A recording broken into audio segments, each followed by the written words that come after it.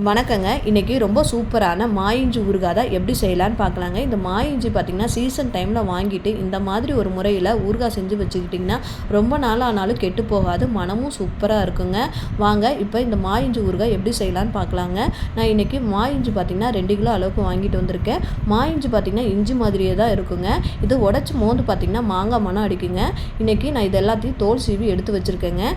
இதில் பார்த்திங்கன்னா ஒரு 3/4 வாசி நான் கொரன்னு அரைச்சி எடுத்துக்க போகிறேன். 1/4 வாசி பார்த்திங்கன்னா கேரட் துருவலில் வச்சு நல்லா துருவி எடுத்துக்க போகிறேங்க.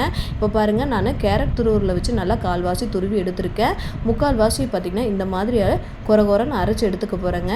பாருங்கள், இந்த அளவுக்கு நல்லா கொரன்னு அரைச்சி எடுத்துக்கணும். இந்த ஊறுகாய்க்கு பார்த்திங்கன்னா 1/4 கிலோ புளி நான் எடுத்திருக்கேன். புளியை நல்லா ஊற வச்சு நல்லா திக்காக கரைச்சி எடுத்துக்கலாங்க. இதுக்கு காரத்துக்கு பார்த்திங்கன்னா ஒரு 100 கிராம் வரமிளகாத்தூள், உப்பு தேவையான அளவு, கடுகு 2 ஸ்பூனு, வெந்தயம் 1 ஸ்பூனு, பெருங்காயம் சின்ன கட்டி எடுத்துருக்கேங்க. இதுக்கு பார்த்திங்கன்னா நல்லெண்ணெய் தான் சேர்த்த போகிறேங்க. நல்லெண்ணெயில் ஊறுகாய் செய்யும் போது ரொம்ப நாள் ஆனாலும் கெட்டு போகாது, மனமும் சூப்பராக இருக்குங்க. இப்போ எடுத்து வச்சுருந்தா பெருங்காயத்தை பார்த்திங்கன்னா ஒரு வாணலியில் போட்டு நல்லா ட்ரையாக வறுத்து எடுத்துக்கலாங்க. இந்த மாதிரி நல்லா வறுபட்டதுக்கப்புறம் அதை தட்டில் கொட்டி ஆற வச்சுக்கலாம்.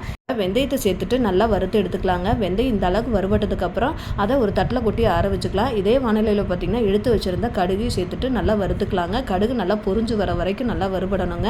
இது நல்லா வறுபட்டதுக்கப்புறம் பார்த்திங்கன்னா அதையும் ஒரு தட்டில் கொட்டி ஆற வச்சுக்கலாம். இதெல்லாம் நல்லா ஆறினதுக்கப்புறம் பார்த்திங்கன்னா மிக்சி ஜாரில் போட்டு நல்லா பொடியாக அரைச்சி எடுத்து வச்சுக்கலாங்க.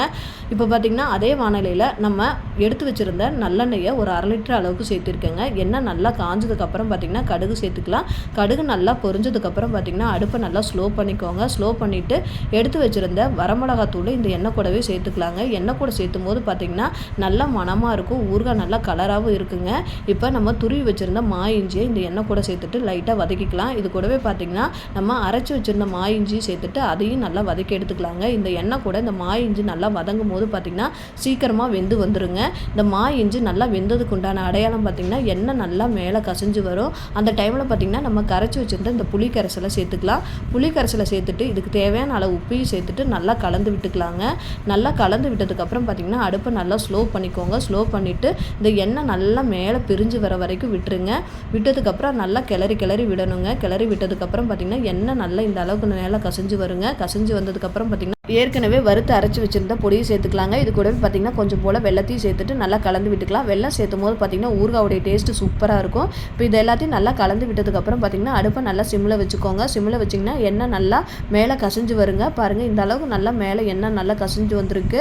எண்ணெய் எந்த அளவுக்கு இருக்கோ அந்த அளவுக்கு ஊறுகாய் எப்போவுமே கெட்டு போகாது. பாருங்கள், எண்ணெய் இந்த அளவுக்கு நல்லா கசிஞ்சு வந்திருக்கு.